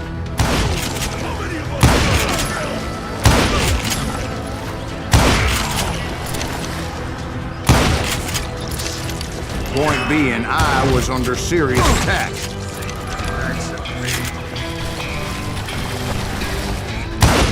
And my reinforcements was nowhere to be seen.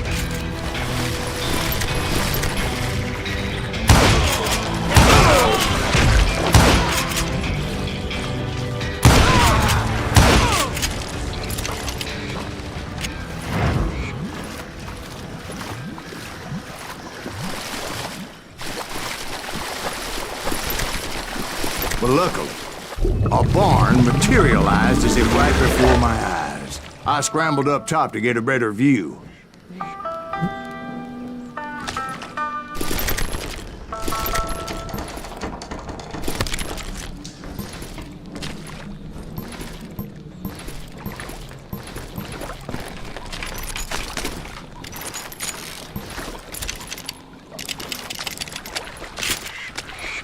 But just ended up falling inside. So, how did you get out? The barn doors was open. About right then, I saw some suspicious characters running for the bushes. Of course, I followed them. But that goddamn swamp was like a goddamn maze, and pretty soon I had no goddamn idea where I was. Steve? So I just started walking. And pretty soon,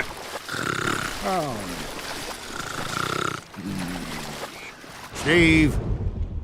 Steve? Huh? Oh, no, I'm listening. Indians surrounded me from all sides.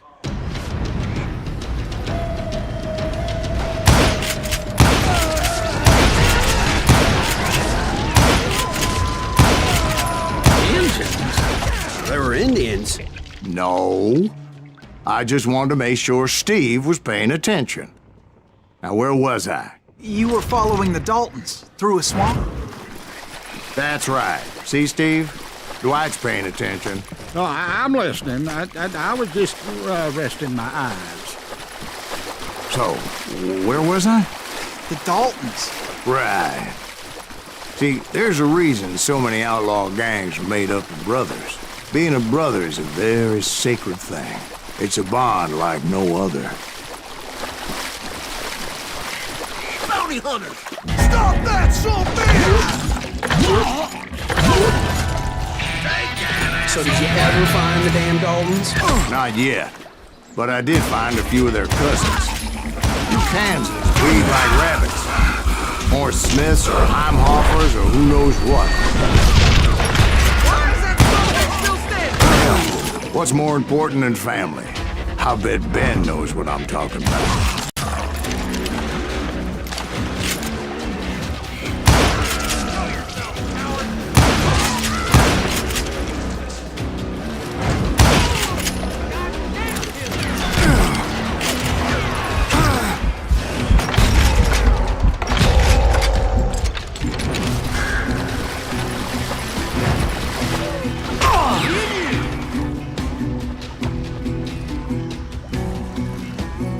You're done.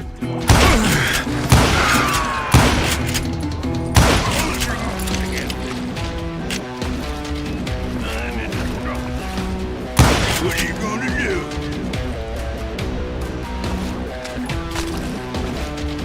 Oh, so you're hiding too now. You ain't bothering me none. Shit. Waste your bullets. Go ahead.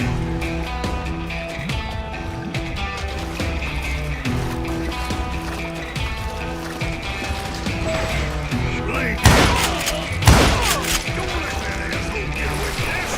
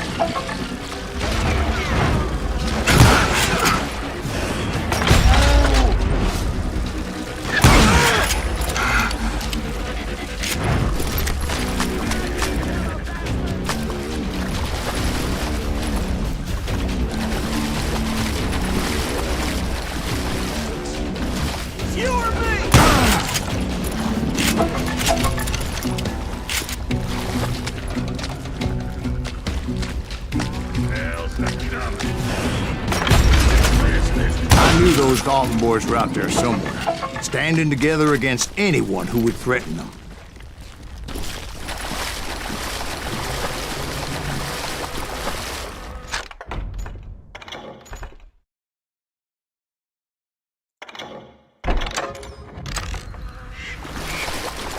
And that's when I saw it. A goddamn steamboat. A steamboat in a swamp? Yeah, Steve, but this wasn't much more than a wreck, really. But how'd a damn steamboat end up in the swamps? Guess it floated off during the flood of '89. Now, was it a stern-wheeler or a side-wheeler? What? Does that really make a difference, Steve? It was a steamboat with a goddamn army on board. It was then that a fusillade of bullets come raining down from on high, and those vigilantes who accompanied me weren't anywhere to be found. But among those men that were shooting at me, I thought I saw some familiar faces.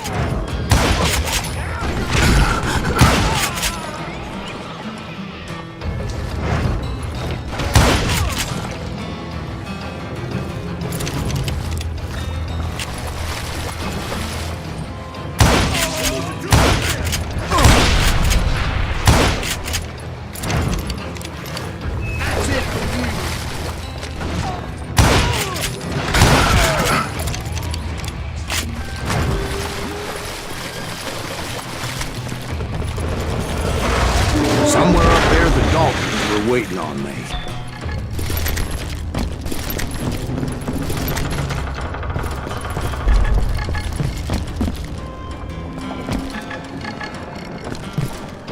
Yeah, you know you can't beat me.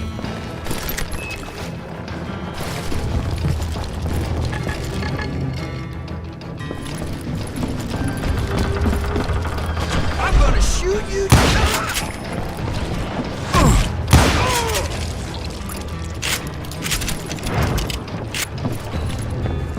Sounds like you don't give up too easy.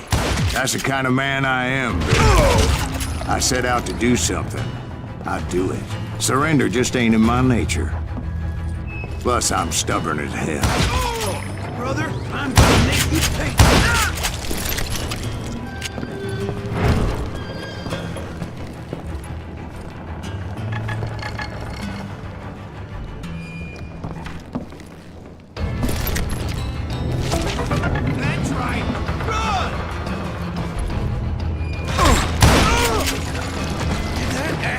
just kill.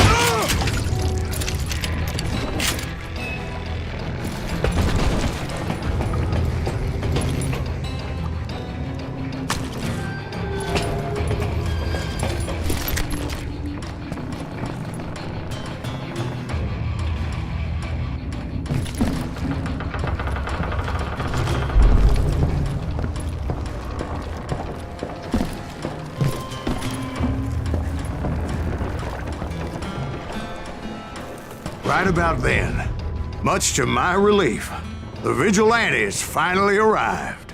Their leader motioned at a cabin in the middle of the top deck, pointing me directly at the Daltons. I finally had them, after months of dogged pursuit.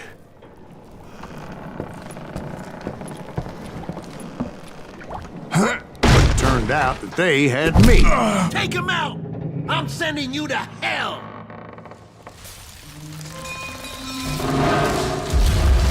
The Daltons had played me like a fiddle. Apparently, the vigilantes were on their damn payroll. They didn't just want to shoot me. They wanted to burn me alive. But finding my way out of a burning labyrinth proved to be quite a challenge. It was a riverboat, right? I mean, it's not like it was a goddamn ocean liner. Well, yeah, but I was in a Did you fight. hear about that ship that's gonna launch next year? Largest one in the world. We're talking about the Titanic. If you ask me, it's too blessed big. I don't think the reason's float. So anyway, Don't be stupid, Steve. They know what they're doing. They say that the Titanic is unsinkable. oh God. But getting back to that steamboat, how did you get off it, Mr. Breeze? I took in a lot of smoke that day, so I admit my recollection might be a bit hazy. But somehow I managed to finally disembark. It was time to settle this once and for all.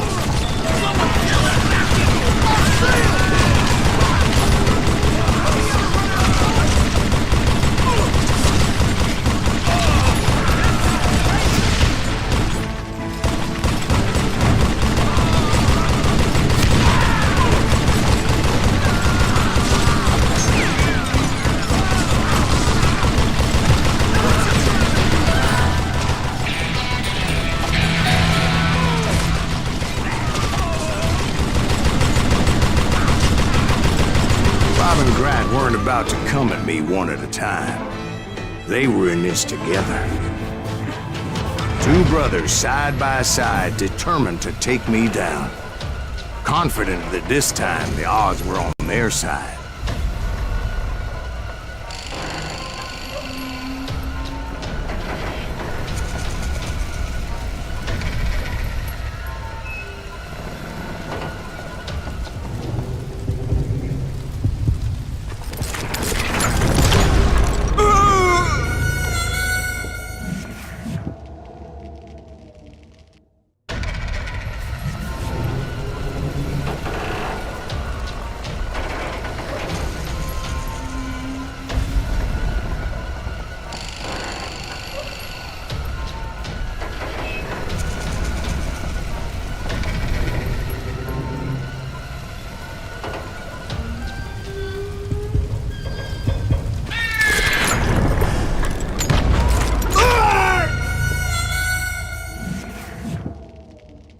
That's it.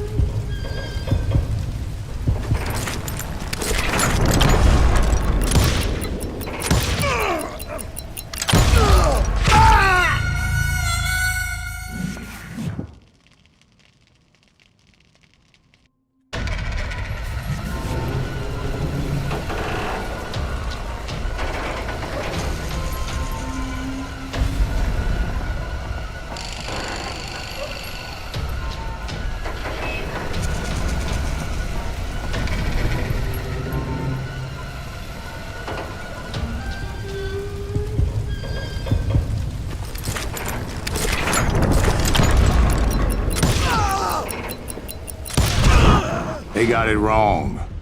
A sad end for those two. If they'd only known that Emmett was still alive despite his wounds. Paroled 14 years later, he moved to California and sold real estate and lived off the legend of that fateful day.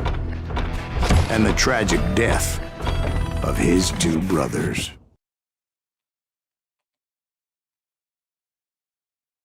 My own brothers died tragically as well, truth be told.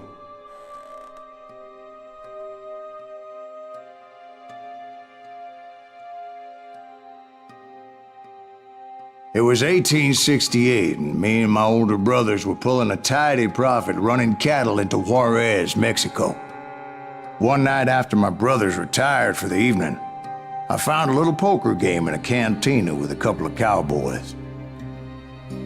And I just couldn't lose. I even won an old Spanish coin that had to be 100 years old.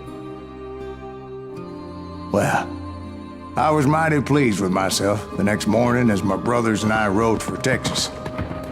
But before we crossed the border, those cowboys caught up with us.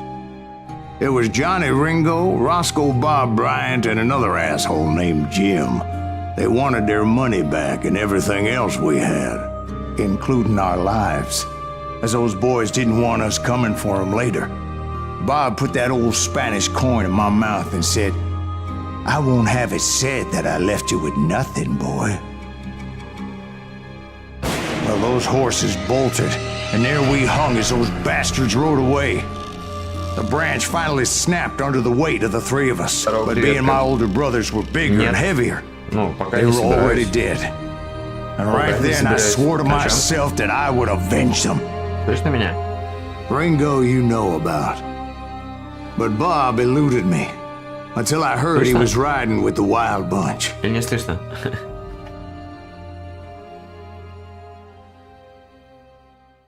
О.